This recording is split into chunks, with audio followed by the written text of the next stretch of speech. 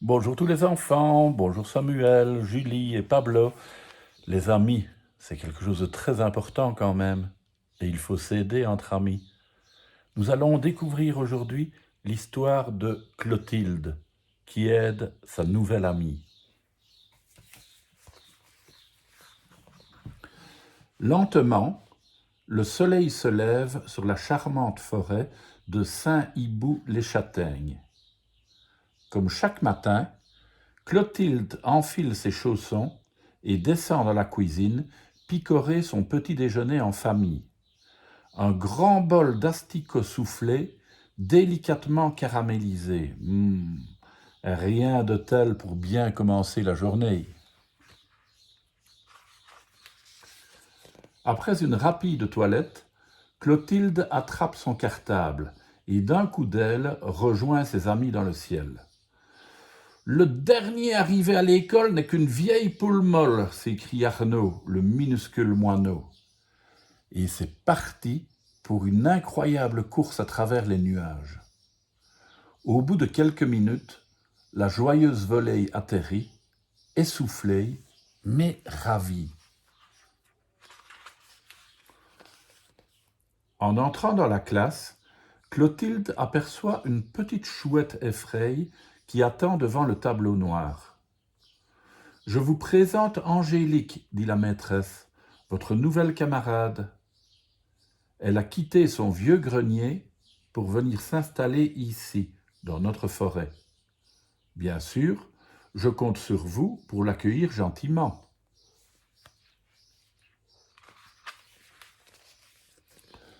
Mais dès que la maîtresse a le dos tourné, Yvon le pinson lance sur Angélique une boulette en papier. « Alors comme ça, tu es une chouette effraie, se moque-t-il tout haut. C'est vrai que tu es assez effrayante. Avec ton plumage blanc, on dirait un fantôme. » Aussitôt, au fond de la classe, quelques élèves se mettent à ricaner, sous l'œil agacé de Clotilde.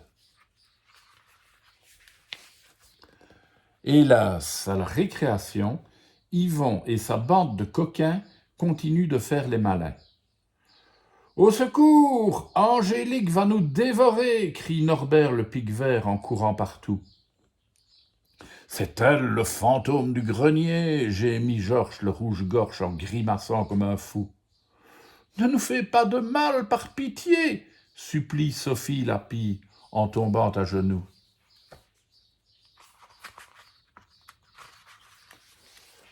Avec sagesse, Clotilde entraîne Angélique à l'écart sur une balançoire. « Ignore-les, lui dit-elle en souriant.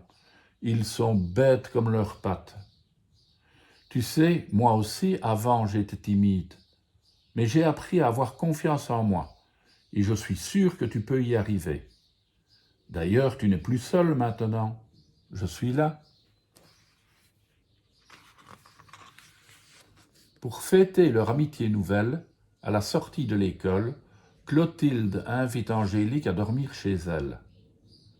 Dans la chambre, les deux complices s'amusent à chanter devant la glace. « J'ai une idée !» s'écrie soudain Clotilde, toute excitée. « Si on inventait un spectacle musical. En plus, je fais déjà partie d'une chorale. À mon avis, Yvon sera si impressionné qu'il te laissera enfin tranquille. » Le lendemain, pendant la leçon de pêche, Yvon ne peut s'empêcher de taquiner Angélique. « Hé, Miss Fantôme, ne t'approche pas trop de l'étang, tu risques de faire peur aux poissons. »« Et toi, tu t'es regardé ?» intervient Clotilde. « Avec tes plumes en bataille, tu as l'air d'un épouvantail. » En voyant la tête que fait Yvon, les deux petites chouettes s'enfuient en piquant un fou rire.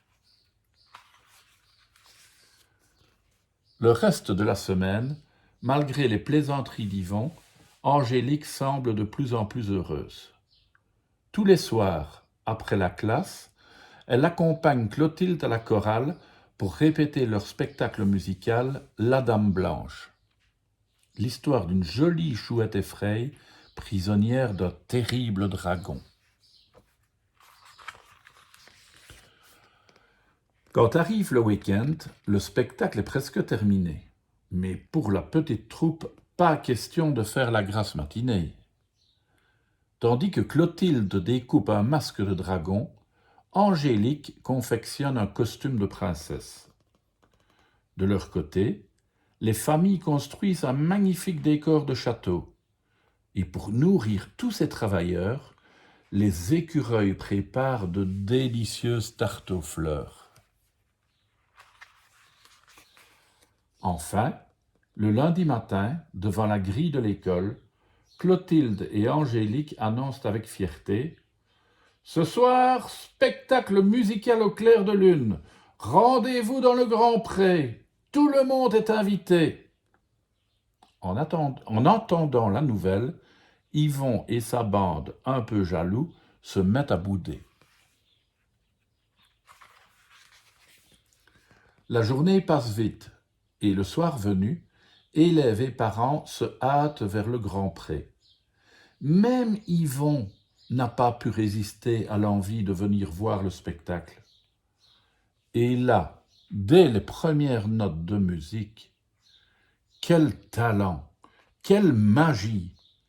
Dirigée par Clotilde, la chorale fait des merveilles, et Arnaud le moineau est très drôle en dragon. À la fin, la chorale se retire. Seules sur scène, Clotilde et Angélique chantent un dernier air en duo. Puis, sous la lumière, les deux amies se donnent l'aile et saluent, plus radieuses que jamais. Ému aux larmes, le public applaudit de toutes ses forces. Quant à Yvon, il regarde Angélique avec un drôle d'air. On dirait qu'il a des étoiles dans les yeux.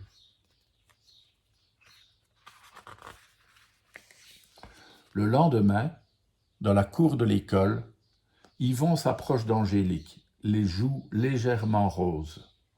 « J'ai été bête, » marmonne-t-il en se tortillant sur ses pattes. « C'était super hier, votre spectacle. D'ailleurs, tu mérites bien ton prénom, Angélique.